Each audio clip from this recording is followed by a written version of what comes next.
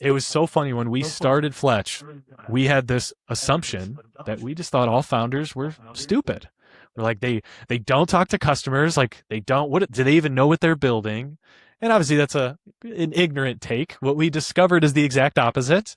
They really care. They're not stupid. They actually just know way too much. They're too deep into the problem. They've spent way too long working on it. They almost talk to too many people, and then they lose the perspective. They lose the like, wait, what's it like not to be an expert in this domain? Which then makes it super hard. It'd be like, how do you take the most cutting edge AI scientists and put them in a room with like fifth graders and have them teach them AI? It's like that would be the hardest audience for that very expert PhD candidate for sure. So my next guest is Rob, who has spent his career chasing one obsession, making complicated things make sense. Whether that was a surgical instrument or a homepage. So Rob Kaminski, co-founder of FletchPMM. Welcome to the Clarity series, Rob. Thanks for having me. Appreciate the intro as well.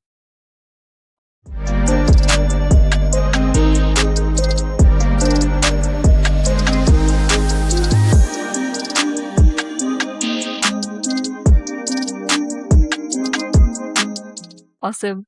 So what we'll do is we won't keep it like quite boring, like a Q&A thing. So we have three segments. One is obviously like two questions, and the second segment is a hot take or hard truth, and the third segment is something very different that I'm doing. Worst advice that I have heard, basically. Okay. I love it. Awesome. Cool. Let's get into it. So the first one is you went from designing surgical instruments to fixing home pages. Both are precision work where one wrong cut costs everything. What's the actual through line between those two jobs, according to you? It's a very squiggly line. I would say, like most of the folks who find themselves in entrepreneurship and product, I've had a very non-linear career path. Conceptually, for me, I think like anybody, I was just trying to figure out what the heck do I want to work on. So, like my early career in biomedical engineering was, I thought the body and the sciences were pretty amazing. I liked building stuff, and so naturally, my curiosity just pulled me there. Um, what happened though is as I started doing that, I started to learn a little bit more around maybe like lifestyle and work design. And I was like, well, I don't really want to be a lab engineer, like just sitting at a desk all day. And so that took me on the initial path of doing clinical engineering. So I was like in ORs, which was totally fascinating. The idea of like finding real problems and building around those problems.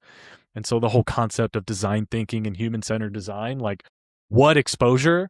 But then I got really curious about the commercial side and I realized I knew absolutely nothing. How do you actually sell these things? And so I was pretty good on the engineering front. But then I interacted with some mentors that were like, oh, yeah, now we got to go and see if there's a market for some of these things that we're designing.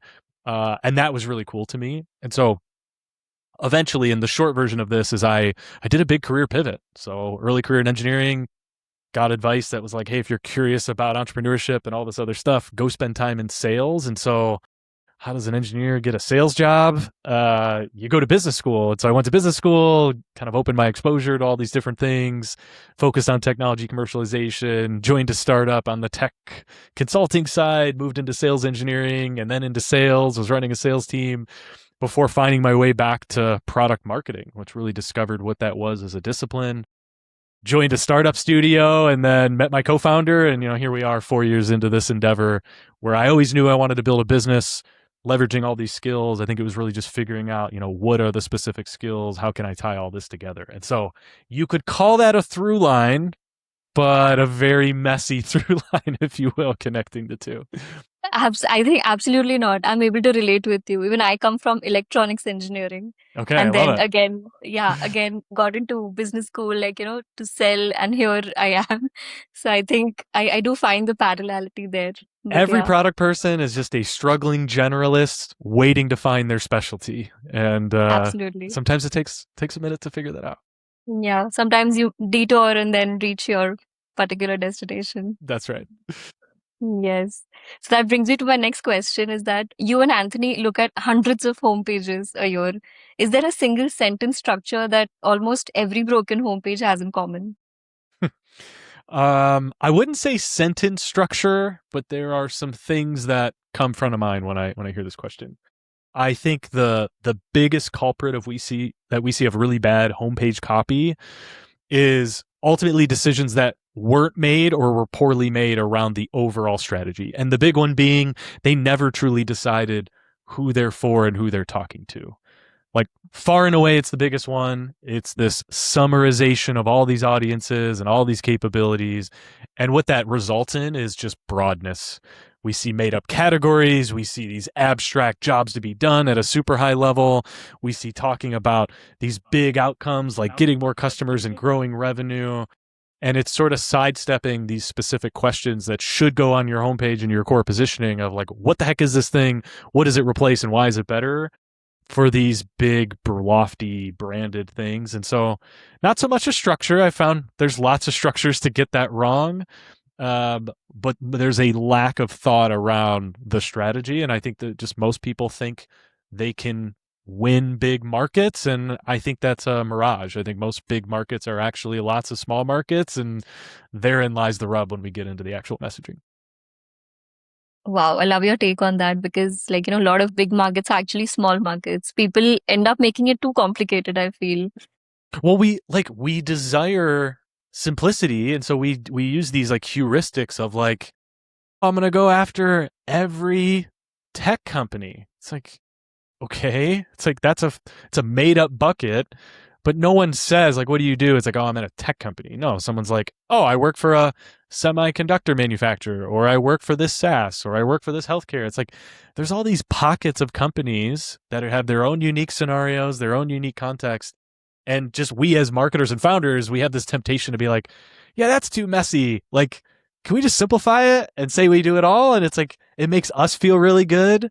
But then to that Yeah. audience, it's like not specific enough. So like someone shows up and sees we're for tech companies, and you got the person over here who's like in healthcare and the person over here who does semiconductors. They have nothing in common. Like Yeah. it's like it doesn't work. Yes, yes. I'm able to relate what you say because even I see these companies, fintech and everyone making it so full of jargon, basically. AI powered, robust, all of that. Yeah.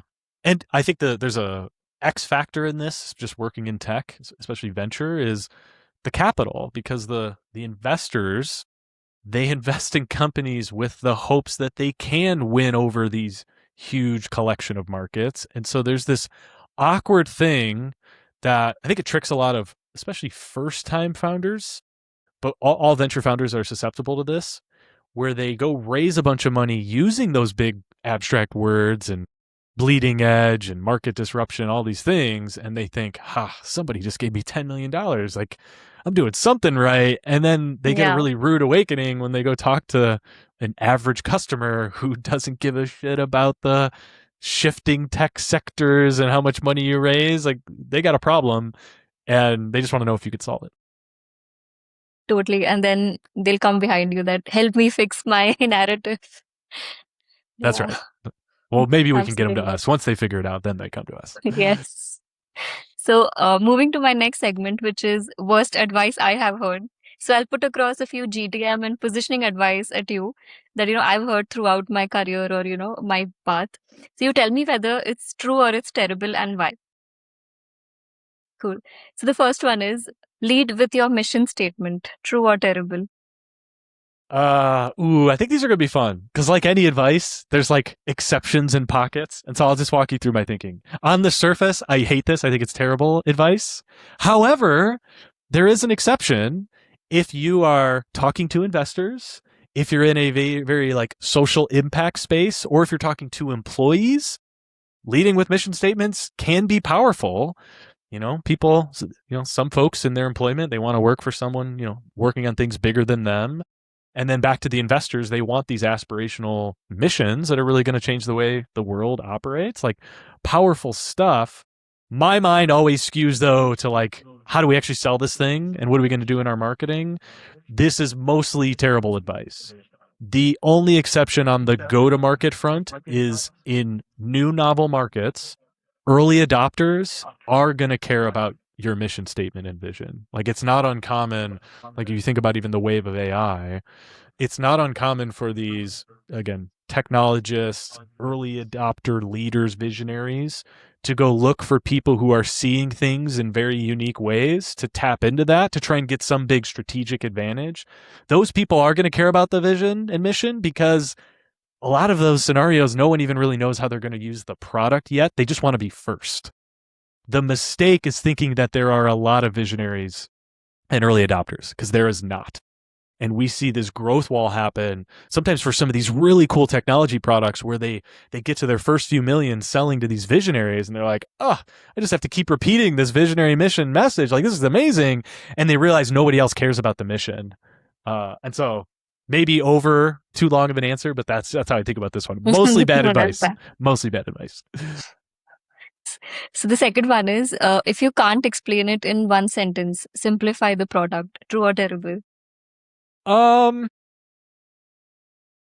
Mostly true. I think my take on this is there's a caveat of like it depends on what you mean by explain in one sentence. And like what I get into here is like, are you, if you find yourself explaining multiple products, simplify the product. Like that's like red flag. And where this tends to bubble up is when we see a lot of these plays, these all-in-one style plays and these category creating plays where they're like, hey, I'm going to take these disparate jobs and I'm going to roll them up into one thing.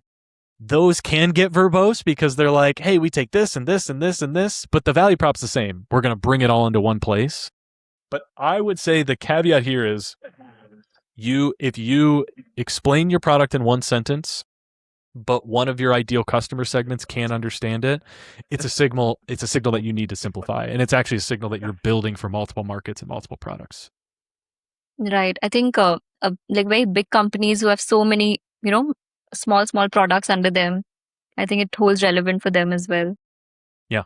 There's another thing to this too, is like who this advice is for, because as companies grow, it's almost always, if you're successful, a good idea to build more products where you're basically taking advantage of your existing distribution, your existing brand recognition, your proximity to customers and their problems. And so the issue here, though, is if you go after too much stuff too early, you're going to operationally fall apart. In other words, you won't have the resources to be able to execute. So, like, Salesforce, can they really explain their products in one sentence? Well, no, they have too many products. So do they Yeah. need to simplify? Probably not. 50 billion in floating cash flow like allows them to go do many things. So we got to keep that in mind. Right. So the third one is, your homepage should be speaking to everyone who could possibly buy from you. True or terrible? I could say it's true or terrible. My aim here is like, what do you mean by everyone who could possibly buy?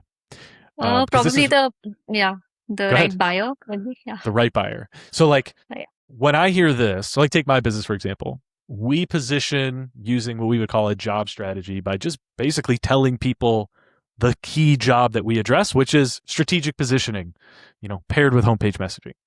And so if somebody is thinking about positioning and are working on positioning, that they theoretically could and should buy for us. So in some ways, we are speaking to everyone who could buy from us. Yeah. If I'm reading between the lines, who could possibly buy signals that there's probably a group of people that aren't thinking about positioning, but that do need our service. In that case, we do not want to talk to them. I think that's terrible advice. And so we need to be really mindful. This goes back to the segmentation about how fragmented markets are. What they're aware of is really, really important. So, like for Fletch, our business, there's a lot of startups and companies out there that absolutely need our positioning help. But if you were to talk to them and be like, hey, do you have any positioning issues? Are you working on positioning? And they're like, no. I'm working on marketing channels and I'm buying a new, marketing automation tool and I'm going to go hire these salespeople. If they don't think they have a positioning issue, even if they do, I don't want to talk to them. All that Right. messaging that happens way up funnel where we're doing thought leadership. We may do some social posts where, in some ways we try and turn the knife into those folks. It's like, hey, you just spent $2 million investing in marketing, but you don't even know what you're going to say to the market. You might have a positioning problem where like, sure, maybe we can convince some folks to move into our market. So In general, your homepage should talk to the people who are actually a fit for your product today. The thought leadership should speak to the potential TAM. That's how we think about it. Amazing. Yeah. That's right, actually. If you're not speaking to the right buyers, then it makes no sense at all. Yeah, but we see it all the time. We hear stuff. If you find yourself saying to yourself or your teams that, oh, if these people should be doing it, like the word should for me is like a little red flag word. It's like, oh, okay, but are they? Right? There are brilliant products and ideas about like what could actually make the world better or business better and all these things. But if no one's doing it, there is no market. Like you're in a rough spot. And before Yeah. you can even position your product, you have to first convince someone to even solve the freaking problem. And so that it gets a lot of, especially visionary early adopter, like novel style startups, into a lot of trouble. Right. So the fourth one is customers don't read, so keep the copy short. True or terrible? True, I can say very clean here. Yeah. We see this pretty much across the board. And you could start to look at all these different mediums because mediums matter. In other words, if I'm on LinkedIn or Twitter, I'm definitely skimming. If I'm going through homepages, I'm only reading headlines primarily unless something catches my eye. But as you move into, other assets, newsletters and such, it's like, well, that's where this advice, maybe is bad because if someone subscribes to your newsletter, chances are they're going to read the whole thing. But for our lens, when we're thinking about copy, especially homepage copy, short and clear is almost always better with a big emphasis on headlines. People are going to skim and scan for the main point, and they're only going to dig in if they're like curious to find out the little nuggets. And so we always have this like litmus test, this heuristic of like, if someone were to come to your homepage, just read the headlines. Could they answer some of the core questions you're trying to get across of like, what are you, why you're better, and like how the thing even works? Yeah. It's like attention span. It's I think even less than 8 seconds now. Yeah, it's and now with AI, it's like, man, it's going to Yeah. damn near zero. Totally. So moving to my last segment, which is hot take or hard truth. Basically, I'll put a few statements across you and you tell me if it is a hot take, like would most people push back on it, or is it a hard truth, something that's not spoken out loud? Okay, Let's let's go. do it. Yeah. First one is most of the home pages Fletch gets hired to fix were written by someone who was actually a great writer, just writing for the wrong person. Hot take or hard truth? I'm gonna go hot take for this one. There's two things I have with this that I would say make it untrue as currently written.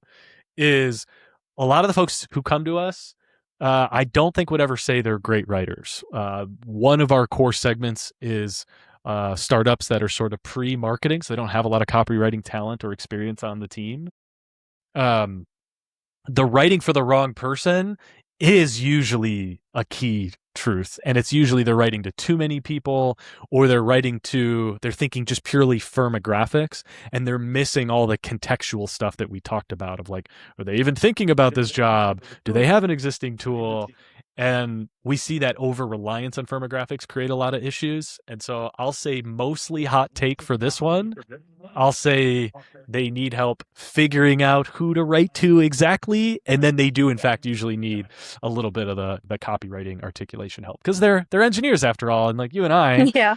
we've carved out and learned some marketing and copywriting skills. The average engineer and the average technical founder just don't have those. Totally. Yeah, nailed that one actually. So the second one is the reason 500 startups needed you is that founders trust their gut on positioning more than they trust the customer's actual words. Hot take or hard truth? Hot take. I don't see hard truth in this one. So we actually advocate for more of a gut feel on positioning for founders. I would say what most of them try and do is they try and turn it into a data problem. They're like, can we just A/B test our way to the perfect thing? Um, the answer is no, you cannot. The phrasing here of like trusting customers' actual words, I think this is where there's also a lack of intuition and I'll even say product sense. A lot of the founders that come to us, they have quite a bit of empathy for customers, Yeah. but almost too much. They never draw the line anywhere. And so you can imagine as this group of customers and group of conversations grows, there's going to be a spectrum. And like whoever said and I don't know whoever said this, the customer is always right. In B2B technology, it's awful advice, because you're going to find people on every edge case that's going to ask for everything. And so I would say, if I were to like rephrase this one, they Yeah. come to us more because they don't know how to ignore certain customers, and they're very customer centric, and taking it even further, they let all that information live in their head, and they end up with the curse of knowledge. And so Yes. it was so funny when we started Fletch, we had this assumption that we just thought all founders were stupid. We're like, they don't talk to customers, like they don't, what do they even know what they're building? And obviously that's an ignorant take. What we discovered is the exact opposite. They really care. They're not stupid. They actually just know way too much. They're too deep Yes. into the problem. They've spent way too long working on it. They almost talk to too many people, and then they lose the perspective. They lose the like, Mm. wait, what's it like not to be an expert in this domain? Which then makes it super hard. It'd be like, how do you take the most cutting edge AI scientists and put them in a room with like fifth graders and have them teach them AI? It's like, that would be the hardest audience for that very expert PhD candidate, for sure. I think so many of us would be able to relate out there who are helping these founders out. I'm so sure of that. Yeah. And it's funny, Yeah. just connecting this to the Yeah. biomedical angle. This story sits in my head. Mary Verstrady is her name. Shout out. One of my professors when I was in engineering school. She talked about, this is like 25 years ago, her hardest audience was a group of third graders when she was trying to teach them what a biomedical engineer was. And she said she did it twice. The first time she went in a little bit more as an engineer might do, and she was trying to cover her Yeah. basis with like definitions and all these things. Terrible strategy. She said she bombed. And then she went in the second time with props, and it was like, see this? This replaces bone. And it was like, see, it was like all these like examples, and it was like, the kids loved it. And so it's like, it just shows you the power of like knowing your audience, and how even if you truly are an expert, which she no doubt was, you have to dumb it down. Meet your audience where they're at. Lean into their ignorance. Yes. I'm sure if she's watching this, she'll get a deja vu right now. What Yeah, is that? no doubt. Yeah. Right. So my last one is, half the companies on your client wall, Notion, Superhuman, PagerDuty, didn't actually need better writing. They needed someone to tell them what to cut. Hot take or hard truth? Hard truth. Well said all around. I think conceptually positioning is how do we focus more? What do we remove? How do we get there? And for those companies in particular, those projects, like, these are very successful companies. And so there's this scenario where successful companies are almost always going to have a positioning and messaging degradation problem at some point, in part because of their growth. And our take is that the best ones, the ones that have more, not legacy, but the ones that are actually sustain over time, are the ones that are trying to stay in the right lanes rather than truly going for world domination of sorts. There's actually a really interesting story here tied to the Notion project. Is that Notion, like arguably SaaS dart, like everyone loves Notions, had a good experience, their UX, obviously they're evolving and adding all these things. We were helping them really go after a engineering enterprise segment, which, if you think about how Notion positioned themselves, it was all this PLG bottoms up, like people love the product and they start adopting it for all these things. What we discovered, and this is just like fascinating to me, is like when Notion goes to a net new client and says, hey, we're a better way for you to basically do all your engineering project management, like don't use Jira, don't use Linear and all that stuff, the value prop isn't that strong, because they built the whole product and positioned the whole product as, hey, it's so flexible, it can do anything, and it's beautiful, and that's great. But then you can't, out of the other side of your mouth, say, hey, we actually didn't build this to do anything. We built this specifically for engineering. And it's like, that's not believable anymore. And so this is one of those things where it's like, I don't knock them for going after those markets, because they do have some very successful customers in these engineering big teams.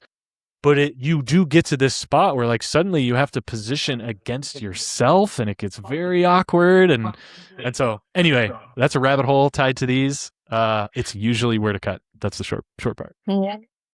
Amazing. I think what you said is that, again, breaking it down and then again rebuilding for a company like Notion is something very hard to do. For sure. And these are Yeah. billion dollar problems, right? Champagne Yeah. problems of sorts. Like, where's our next couple hundred million in growth going to come from? It's like, okay, most people would love to have that as a challenge. They're like rich problems. That's right. Yeah. So thank you so much. This was so amazing. Like I just love this conversation. Me too. One of my favorites. I think the thoughtfulness in the questions, the fact that we were able to get into some stuff, like really well done. Thanks for having me. Thank you so much, Rob, for your time. Cheers.